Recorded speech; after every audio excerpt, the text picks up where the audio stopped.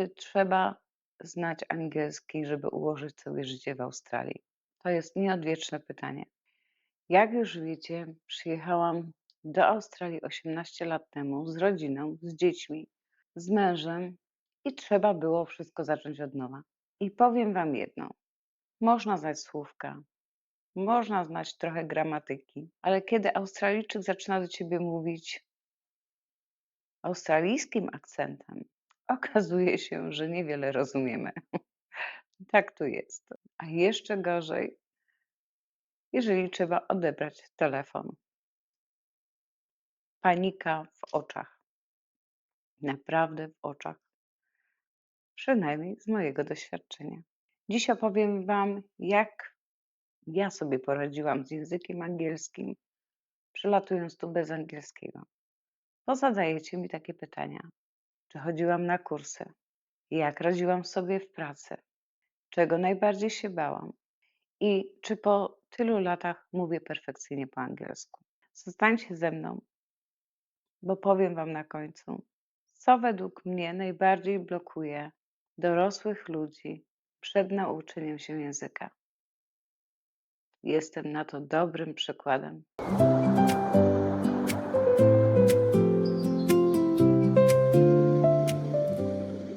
Witajcie moi kochani na moim kanale Życie bez scenariusza. Mam na imię Basia, mieszkam w zachodniej Australii. Moi kochani, temat jest dosyć zawsze kontrowersyjny, co chodzi o naukę języka angielskiego. To jest podstawa, czego się my boimy. I wiecie, przyjeżdżając tutaj z rodziną, no zdawaliśmy sobie sprawę, że nie będzie łatwo, muszę się poprawić, że nie będzie łatwo, że nie będzie, że wszystko będzie w języku angielskim. Nie mieliśmy tu rodziny, nie mieliśmy tu przyjaciół, nie mieliśmy tu nikogo, byliśmy zdani tylko sami na siebie. Załatwienie sklepy, szkoła, nie wiem, urzędy, dokumenty, wizy. Trzeba powiedzieć, że to jest naprawdę całe życie, cała codzienność w nowym języku.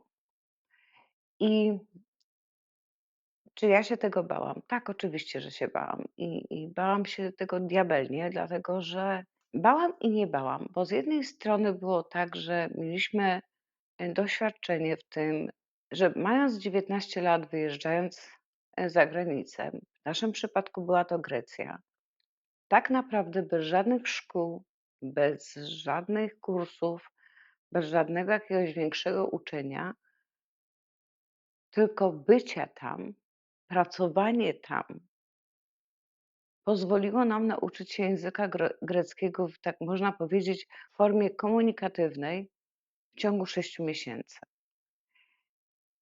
Ale to nie jest takie proste w wieku, jak się jest przed 40. No, powiem Wam, to jest naprawdę niebo a ziemia. No i tak nie było. I tak nie było w moim przypadku tutaj w Australii, dlatego że, jak wiecie, chodziłam na kurs angielskiego pół roku, potem robiłam 2 lata hospitality. W międzyczasie pracowałam te 20 godzin tygodniowo, ale pracowałam między Australijczykami. Bez angielskiego, tak naprawdę. I wielu z Was mówi, że Australijczycy są tacy niepomocni, zadufani, niechcący pozwolić się zbliżyć. Ja już nieraz wspominałam, że ja takiego odczucia nie miałam, co chodzi, a tym bardziej co chodzi o język angielski. Oni naprawdę chcieli mnie zrozumieć, oni chcieli mi pomóc i wychodzili do mnie z pomocną dłonią. Wiecie, życie zmuszało nas do mówienia po angielsku, do uczenia się każdego dnia. To była przepaść. To naprawdę była przepaść. I właśnie teraz chciałabym powiedzieć osobom, które zastanawiają się nad emigracją i mają tą blokadę językową. To nie jest tak, że nie ma się czego bać. Wiecie, my jako osoby dorosłe bardzo analizujemy wszystko, każde zdanie, każdą wypowiedź. Tłumaczymy sobie z polskiego na angielski, z angielskiego na polski, a wychodzą totalne bzdury.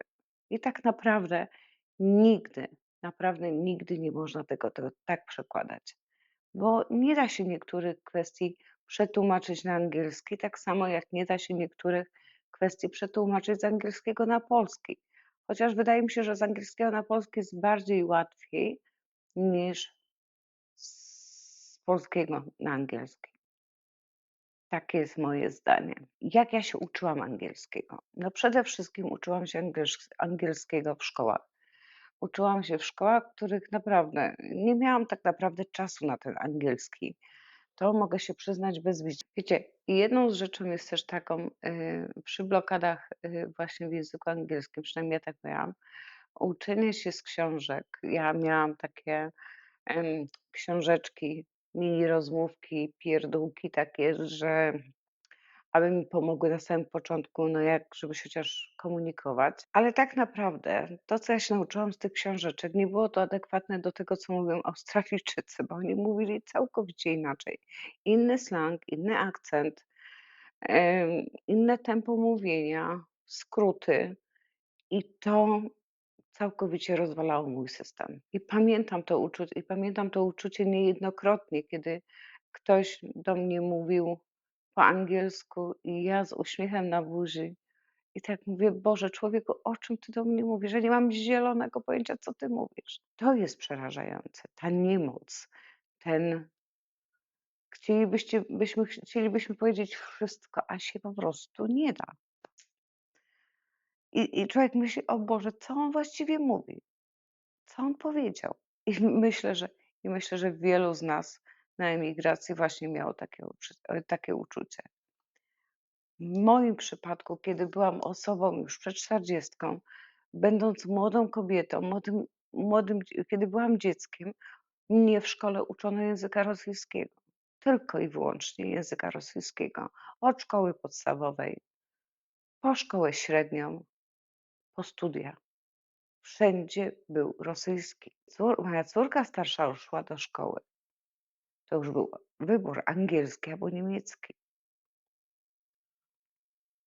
Więc sami widzicie, kochani, nie jest to jest to przepaść jest to przepaść, można powiedzieć, wiekowa, dlatego że teraz w dniu dzisiejszym już mój brat 18 lat młodszy ode mnie, właśnie on powiedział on już miał język angielski w szkole i język niemiecki. Ale w momencie, kiedy ja chodziłam, do szkoły, to był tylko i wyłącznie język polski i język rosyjski. Innego języka nie było. No bo tak, komuna rządziła się takimi prawami. Ale powiem wam, nie ujmując, językowi rosyjskiemu, na dzień dzisiejszy język rosyjski bardzo mi się przydaje na przykład w pracy, bo potrafię się porozumieć, przeczytać cyryliką po bułgarsku, potrafię rozmawiać po macedońsku, rozumieć, Chorwatów, Serbów. Oczywiście w odpowiednim oczywiście, tempie. Wiadomo, że jak powiedzą coś szybko, to nie ma szans, żebym zrozumiała, ale jeżeli mówią spokojnie, jesteśmy w stanie. Umiem przeczytać cyrylikę, znam ten alfabet, więc tak naprawdę na dwoje babka wróżyła, bo mimo wszystko jednak umiem ten język rosyjski. Gdzieś tam w tej głowie mi tam tak wbili, a zawsze miałam wychowawczynię rusycystkę. Czy to była szkoła podstawowa, czy szkoła średnia, zawsze miałam rusycystkę wychowawczynią.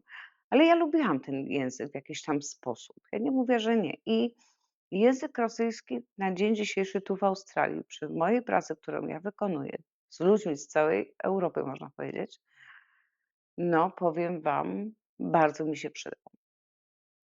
I tak samo mówię o Ukraińcach, Rosjanach, czy Bułgarach, czy Litwinach. Możemy się z nimi dogadać.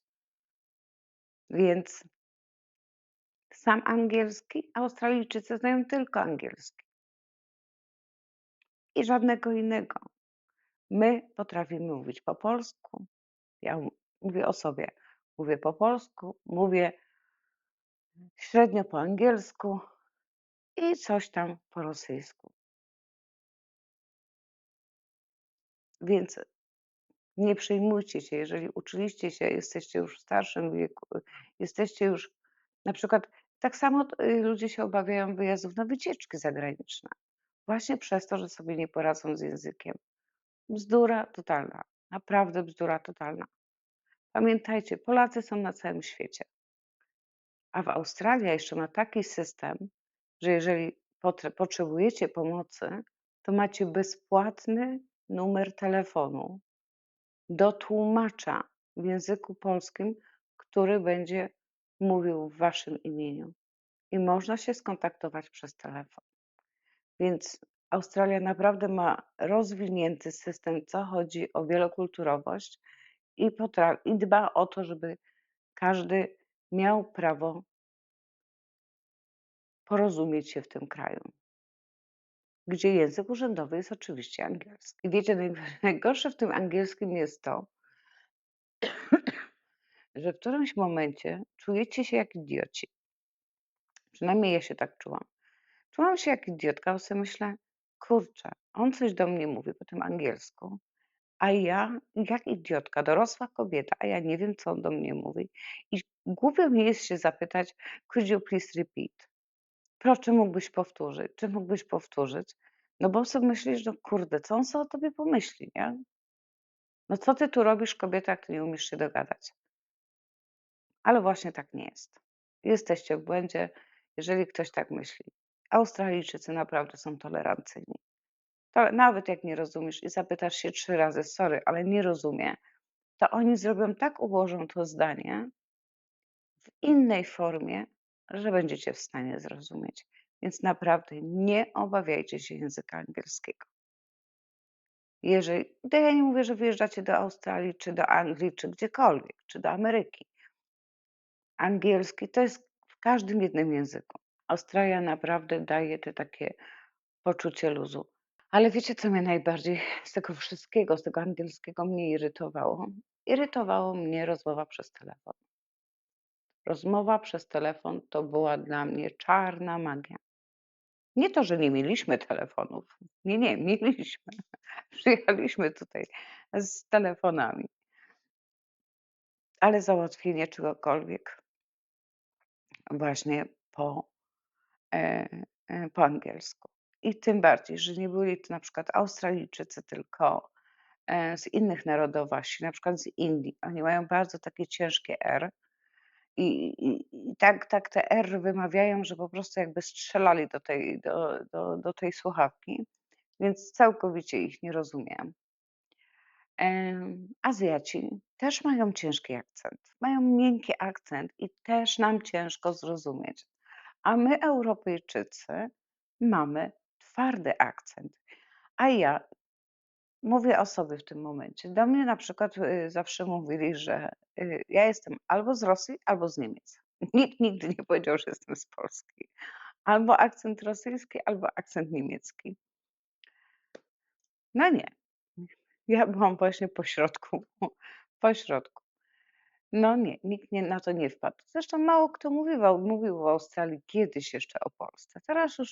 Teraz już coraz częściej rozmawiają, wiedzą, gdzie jest Polska. Słuchajcie, niektórzy Australijczycy nawet nie byli poza rejonem Perth.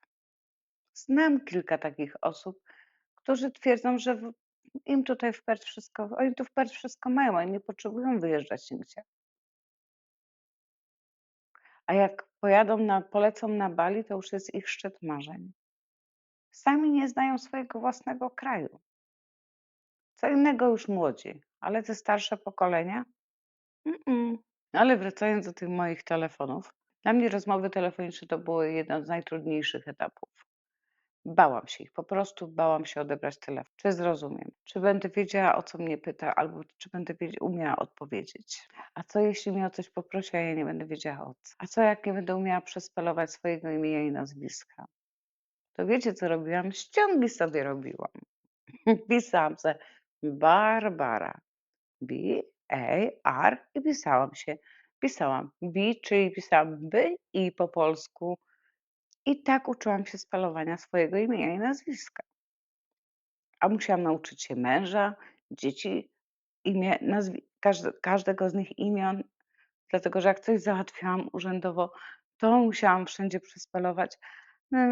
Jak możesz powiedzieć przespalowanie, ale potem w szkole na przykład mnie nauczyli, jeżeli nie rozumiesz, to zacznij mówić tak jak jak banan, albo A jak Alicja, albo A jak apple, czyli jabłko.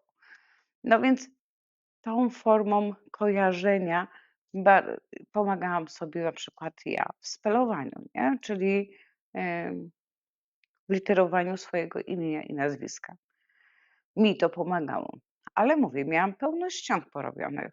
Dużo moich znajomych właśnie ze szkoły, z wizy studenckiej miało na przykład poprzyklejane kartki te na tym, na różnych przedmiotach, jak się one nazywają po angielsku. I wszędzie te kartki były przyklejone, na przykład dzień dobry, good morning rano było napisane, to jest lodówka, to jest telewizor. My byliśmy w takiej dobrej sytuacji, dlatego że od samego początku Wam mówiłam, nieraz Wam wspominałam, że nam tak naprawdę to się tutaj udało od samego początku, ze względu na to, że spotkaliśmy fajnych ludzi na swojej drodze. I tak samo było w przypadku szkół moich dzieci na przykład. Mieliśmy jednego z bardzo dobrego przyjaciela mamy tutaj, który jest tak naprawdę od pierwszego dnia z nami, tutaj pobytu w Australii. Totalnie osoba nieznana, niespokrewniona. Poznaliśmy się właśnie przez strony internetowe. Dziwne, prawda? Zaufałam komuś z internetu i powiem wam, że nie że nie żałujemy tego. Ale na początku też były obawy. Też były obawy, ale to już na inny temat. Ale co chodzi, o załatwienie szkoły, nasz przyjaciel oczywiście bardzo na początku nam pomógł, pokazał nam, gdzie są szkoły, gdzie musimy ich zapisać, bo to był obowiązek. Tutaj jest w Australii jest obowiązek chodzenia do szkół dzieci, więc jak przylatujecie z dziećmi, musicie ich zapisać do szkoły, bez względu na jakiej wizie jesteście. Oprócz turystycznej, tak na wszystkich innych wizach muszą dzieci chodzić do szkoły. No i powiem wam, wyobraźcie sobie, no zapisałam te dzieci z tym, znaczy to mój znajomy zapisał te moje dzieci do szkoły, no ale okazało się, że no wiadomo, że codziennie nie mógł też jeździć wszędzie ze mną. No i w którymś momencie zaprowadzam dzieci do szkoły i tam dyrektorka coś mnie tam woła, no sobie myślę, no to super, nie? No to żeśmy się dogadały, kobito, nie? Sobie myślę, jasne, ja na pewno cię zrozumiem. No i mówię do niej, że ja nie mówię po angielsku, nie? A ona do mnie mówi tak, ale my mamy kolegę, który mówi po angielsku. I był jeden nauczyciel, WF-ista, pan Grzesiu, który przyszedł i właśnie nam pomógł.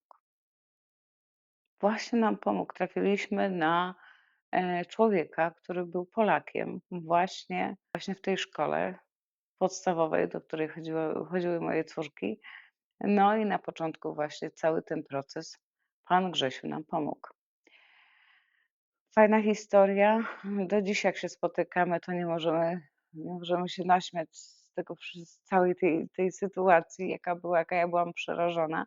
I pan Krzysiu potem pracował jeszcze też, w high school, więc, moja ta starsza córka też.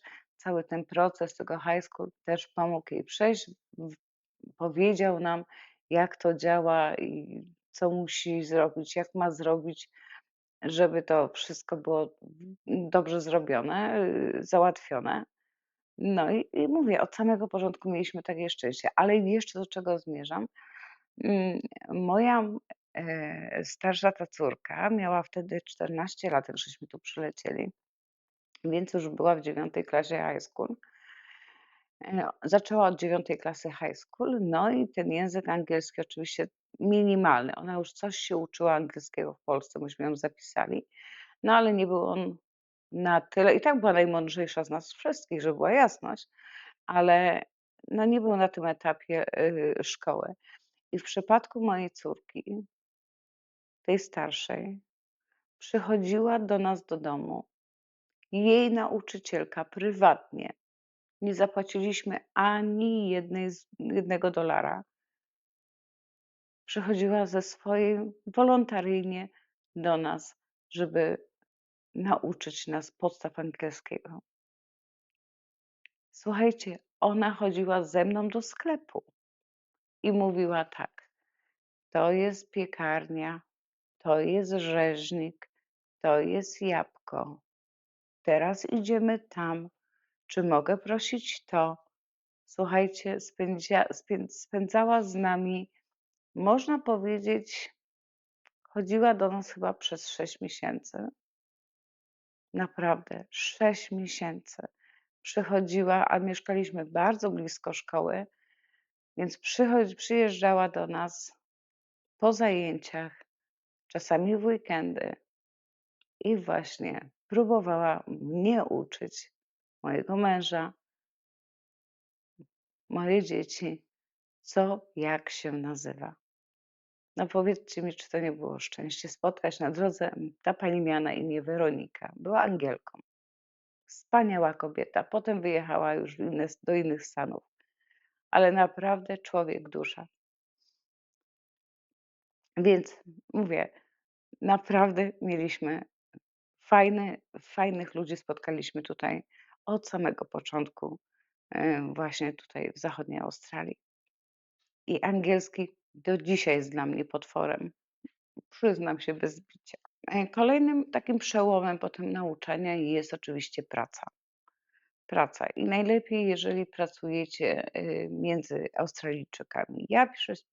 Ja przez pierwszy rok pracowałam tylko między Australijczykami i nie miałam najmniejszego problemu, żeby ktoś mnie na przykład, zignorował ze względu na to, że nie mówię po angielsku, albo że ktoś, nie udzielił mi rady albo pomocy. Wiecie, ale to wy właśnie słyszycie codziennie te same zdania, codziennie te same wyrazy, codziennie te same polecenia i automatycznie wtedy w tej głowie, się po prostu wszystko poukłada.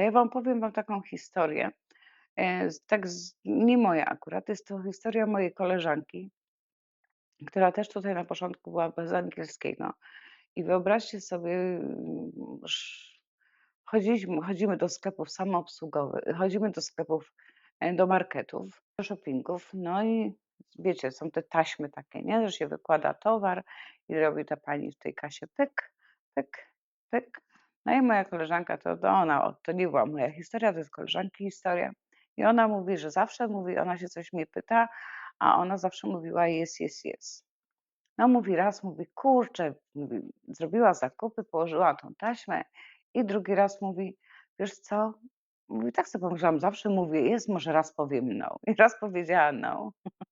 No to pani wiecie, o co chodziło? Pani się zawsze pytała, czy chcesz torbę, reklamówki, kiedyś były jeszcze reklamówki. No i ona zawsze mówiła, że tak, no więc pani dawała reklamówki i pakowała towar do reklamówek i potem do koszyka, nie? A w tym raz ale że ona tego nie rozumiała, o co ta pani się pyta, więc powiedziała raz nie. No i ta pani jej wywaliła wszystkie zakupy na taśmie i kazała wrzucić do tego.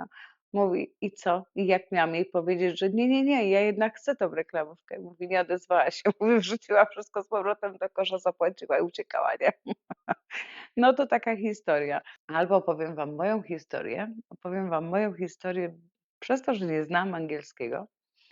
Wsiadłam raz do autobusu, który autobus był pomyliłam te autobusy. Miałam tam wsiąść w jakiś, wsiadłam w inny numer. No i gdzieś patrzę, kurczę, no widzę, że no jakoś nie jest to ta sama trasa, co ja zawsze jeżdżę.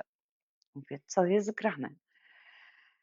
No i no nie zapytam się przecież, no bo nie umiem angielskiego, więc się nie zapytam, nie? I mówię tak: „Hmm, ciekawe, gdzie on mnie wysadzi”. No i przyszedł końcowy przystanek. Dojechaliśmy do City, do Perth, ale całkowicie w jakieś inne uliczki, gdzie nie miałam zielonego pojęcia. Chyba byłam tydzień, 2 tygodnie w Australii. Mówię: „Nie wiem, zgubiona jestem. Nie wiem, gdzie jestem, nie wiem, gdzie jest ta diabelska szkoła. No nie wiem”. No więc co? Jak to Polka?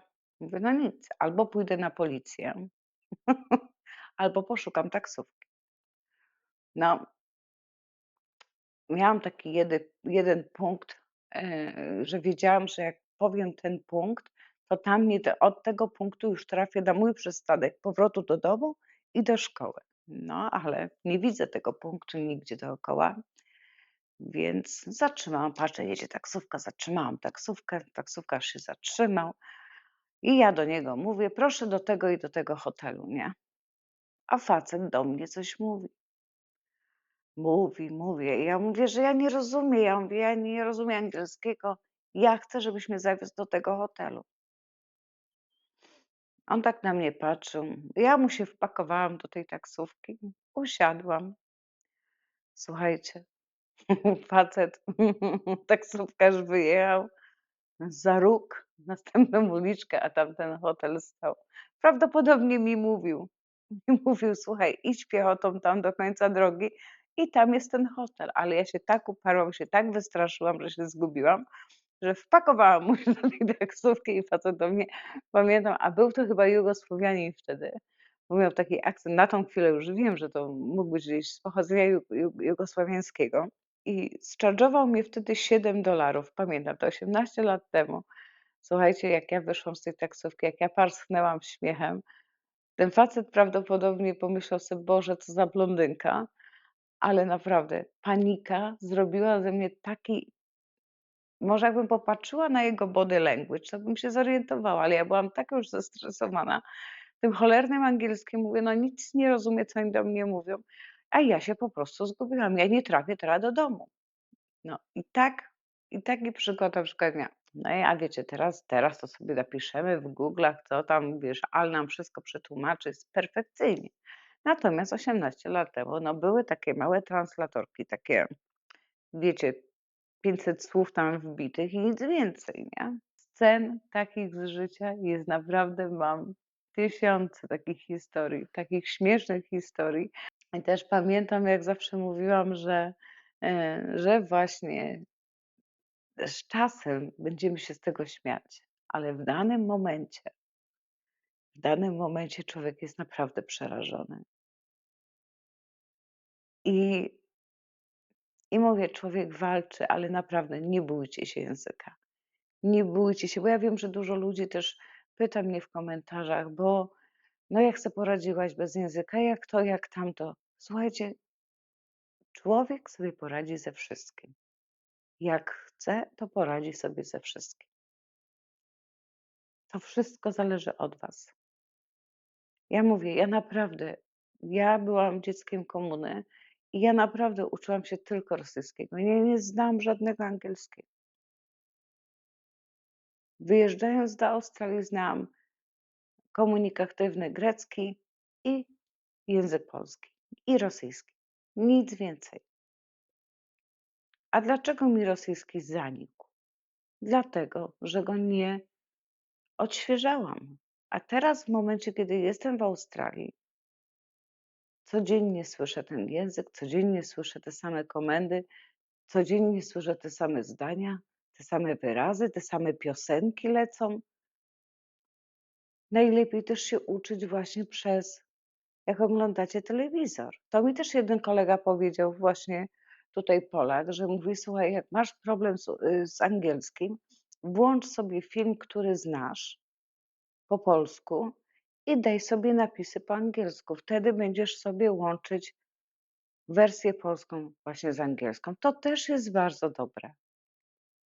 Więc każdy ma swoją metodę nauki języka angielskiego, ale najlepszym tym wszystkim jest, ale jeszcze wam coś jeszcze powiem. I wiecie, wydaje mi się też, że Polacy, my mamy bardzo duży problem z tym, że czegoś nie umiemy, bo my chcemy być perfekcyjni i my Polacy to mamy właśnie i to nas też blokuje. Chcemy być, czy my dobrze, gramatycznie powiemy, czy dobry czas użyjemy. Tak naprawdę Australijczykom na tym aż tak nie zależy. Naprawdę. To my Polacy się tak nakręcamy, że musimy być tak perfekcyjni, żeby mówić płynnie, gramatycznie i żeby to miało w ogóle jakąś piękną, melodyjną ciągłość. Nieprawda, Australijczycy mają na to wywalone, tak naprawdę, za przeproszeniem powiem.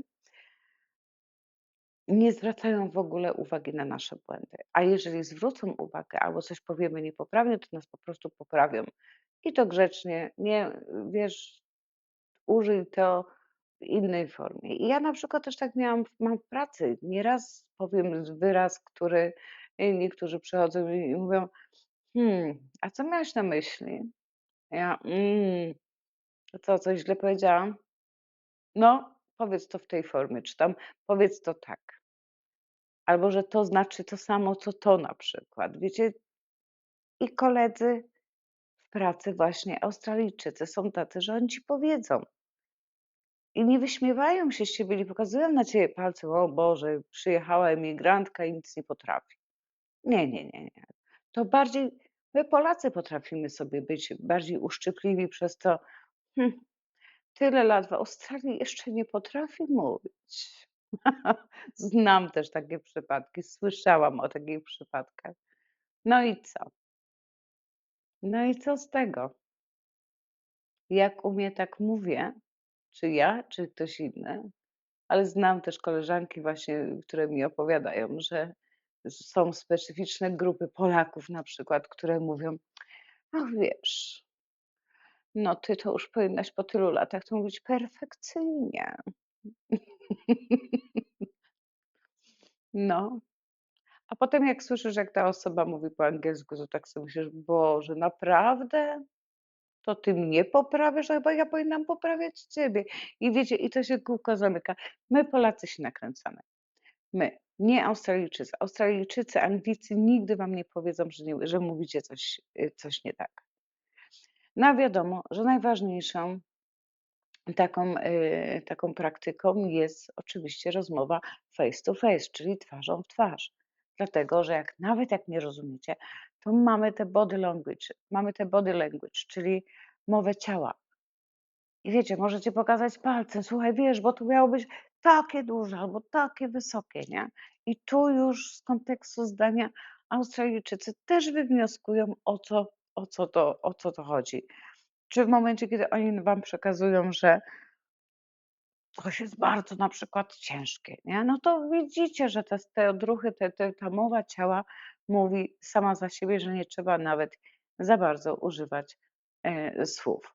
To jest moje odczucie, to jest moja opinia na temat właśnie języka angielskiego, czego człowiek się najbardziej obawia. Mówcie, po prostu mówcie. Nawet jak nie mówicie idealnie, mówcie. Mówcie, popytajcie i w 100% każdy wam odpowie albo powie wam tak, żeby było dobrze. No i jak mówiłam, powtarzanie, przyklejanie sobie różnych nazw właśnie przedmiotów. Więc kochani, jeżeli mnie pytacie: "Basiu, jak najlepiej nauczyć się języka angielskiego?" Odpowiem krótko: nie ucz się tylko języka, otaczaj się nim. Otaczaj się tym językiem. To jest najlepsza nauka dla wszystkich. W każdym języku, nie tylko angielski. Ja w tym przypadku mówię o angielskim. Jak wiecie, przyjechaliśmy tutaj z dziećmi i dla dzieci angielski stał się automatycznie naturalną częścią życia. Automatyczną. One przeskakiwały, w domu mówili po polsku, w szkole mówili po angielsku. I nie zastanawiały się, czy mówią gramatycznie poprawnie, czy nie. Dziecko po prostu słucha i mówi. Nie pyta, nie analizuje. A człowiek dorosły już analizuje. Już czuje strach, już czuje niepewność, już czuje, em, że może być w jakiś sposób źle odebrane. Dzieci nie. Dzieci są na tyle prawdomówne, że dla nich jest bez znaczenia. No co, pomylę się, to trudno, to mnie poprawią, tak? A człowiek dorosły już nie chce sobie pozwolić na pomyłki. Mniej analizowania, więcej mówienia i przebywania w otoczeniu między ludźmi w języku angielskim. I teraz pytanie, które może niektórych zaskoczyć. Czy po tych 18 latach życia tutaj w Australii, w zachodniej Australii, mówię perfekcyjnie po angielsku? Odpowiem wam nie. I wiecie co? Mam swój akcent. Czasami robię błędy, czasami czegoś nie rozumiem, czasami proszę o powtórki, ale potrafię żyć w tym kraju, bo to nic złego. Umiem pracować, umiem załatwiać swoje sprawy, a jeżeli nie umie, to posiłkuję się osobami, które mi w tym pomogą, czy prywatnie, czy rządowo. I dla mnie właśnie to oznacza znajomość języka. Ja nigdy nie będę, y, znała języka technicznego, na przykład samochodu, bo mnie to nie interesuje. Ja w ogóle nie potrzebuję znać takich wyrazów. Nie wiem, czy po polsku bym znała. Nie potrzebuję. Oczywiście jedynym dla mnie na przykład problemem jest, kwestia medyczna. Nie jestem pielęgniarką, więc nie znam się na medycynie, ani nie jestem lekarzem, więc będąc kiedy idę do lekarza, od samego początku szukałam polskich lekarzy, którzy mówią. Tego lekarza rodzinnego ja mam lekarza rodzinnego Polkę, dlatego że to była jednak jedna z rzeczy, które chciałam, żeby było w języku polskim, bo bałam się, że nie będę umiała przedstawić tego po angielsku tak, jakbym chciała to przekazać lekarzowi, jakby mi coś dolegało albo moim bliskim. Więc to była jedyna rzecz, która oczywiście, no, powiem wam, mnie najbardziej, męczyła. Ale w szpitalach są osoby, które przychodzą i mogą wam pomóc w języku polskim, jeżeli na początku coś by się wydarzyło i nie jesteście w stanie się porozumieć. Australia jest tak skonstruowana, że na pewno by zorganizowali kogoś, kto mógłby wam pomóc w przetłumaczeniu z polskiego na angielski. Więc moim zdaniem nie perfekcja się liczy, tylko samodzielność, bo to jest moje przesłanie, co chodzi o naukę angielskiego i jakiegokolwiek języka. Samodzielność jest najważniejsza i nieważne, że to robimy namachane, takie duże, takie szerokie, takie wysokie i w ogóle coś, czy takie okrągłe, tylko po prostu samodzielność, bo jesteśmy mimo wszystko, że kaleczymy język angielski, zniekształcamy go w jakiś sposób, mamy swój własny akcent, to i tak potrafimy samodzielnie się komunikować, dbać o swoje życie, dbać o swoje dobro życia, a tak, jeżeli coś nam się jednak tutaj wydaje, że są rzeczy bardziej, które mogłyby zaszkodzić nam, to wtedy są osoby, które australijski rząd właśnie jako tłumaczy ma za darmo, można przez telefon się połączyć i taka pani pomoże, czy u lekarza, czy w urzędzie, czy u dentysty, czy w urzędzie skarbowym, gdziekolwiek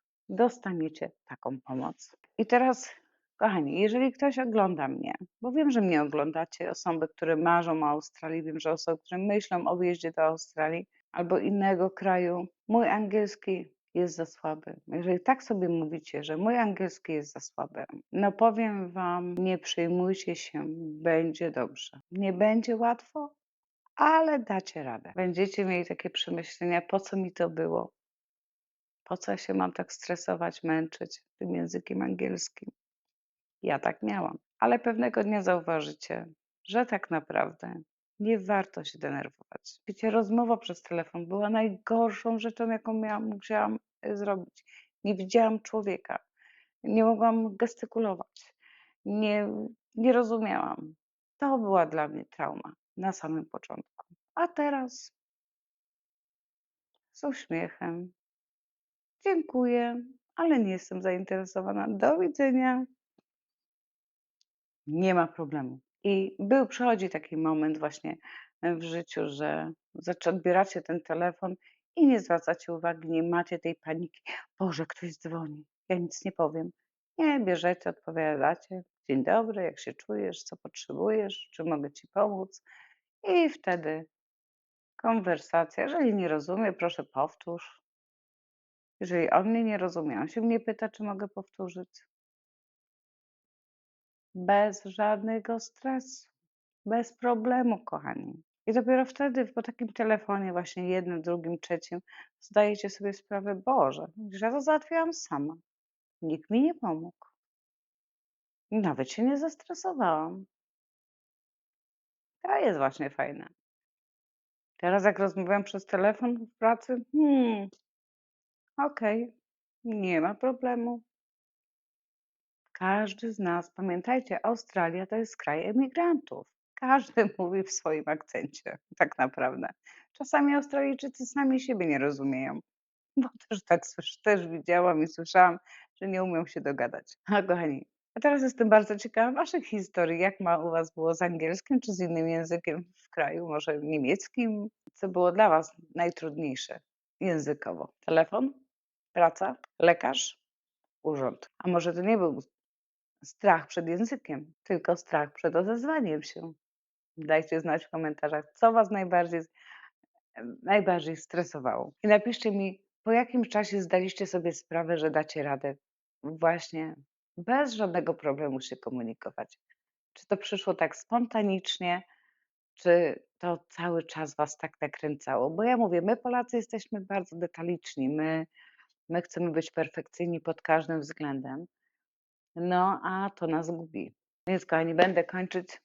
Odpowiedziałam na pytanie, które pojawiają się dość często w komentarzach, właśnie nawet przed ostatnim filmem też się pokazało w komentarzach, jak ja sobie radzę z tym angielskim, jak żeśmy sobie poradzili, jak to działa, jak to wygląda. My mamy stres. Ja mówię, niektórzy w ogóle w życiu nie chcą się odważyć wyjechać gdziekolwiek, bo boją się zmian. Natomiast osoby, które lubią lubią przygodę, bo to są przygody życia i doświadczenie życia, które nas uczy i daje nam właśnie jest taki teraz moment w moim życiu, że ja mogę Państwu o tym opowiedzieć z mojego doświadczenia, jak ja to przechodziłam. Że nie było to łatwe, nie było to, wiecie, ja i po polsku to bym, ale ja mogłabym góry przynosić. Natomiast w języku angielskim byłam bardzo długo wycofana, co chodzi o pewność siebie, myślę, że tak to mogę nazwać, że ta pewność siebie była trochę zachwiana tym, że mówię, nie wierzyłam w siebie, nie wierzyłam w swoje możliwości i dawałam bardzo dużo z siebie i daję do dzisiaj, bo ja jestem taką osobą bardzo energiczną.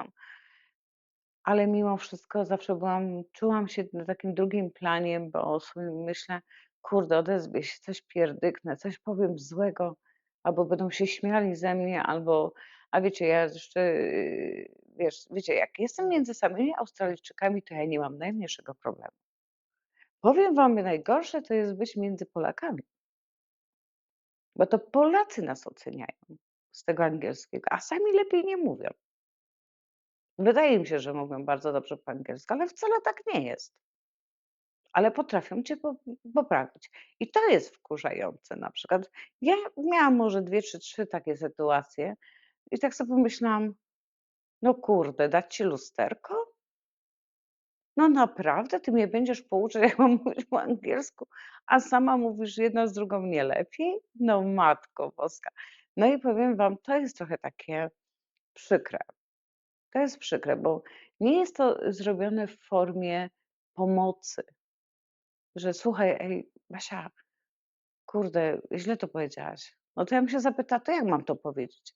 No nie, jest od razu takie kontra: „A jak mogłaś? To jest bardzo niegramatycznie”. Naprawdę? Czy Australijczyka obchodzi gramatyka? Ja nie piszę jakichś poematów, ja nie piszę nie wiadomo jakichś, nie wiem, prac, doktorskich, żebym używała jakiegoś tam języka na tak bardzo wysokim poziomie. Ja nie jestem politykiem, jestem zwykłą Basią, mieszkającą emigrantką, która uczyła się angielskiego właśnie w tym kraju. No ale co niektórzy tego nie rozumieją, to no to kochani, no nic, będę już kończyć. Dziękuję za oglądanie. Jutro zapraszam Was na spacer. Mam nadzieję, że się uda. Dobra, trzymajcie się. Buziaczki i do następnego. Bye.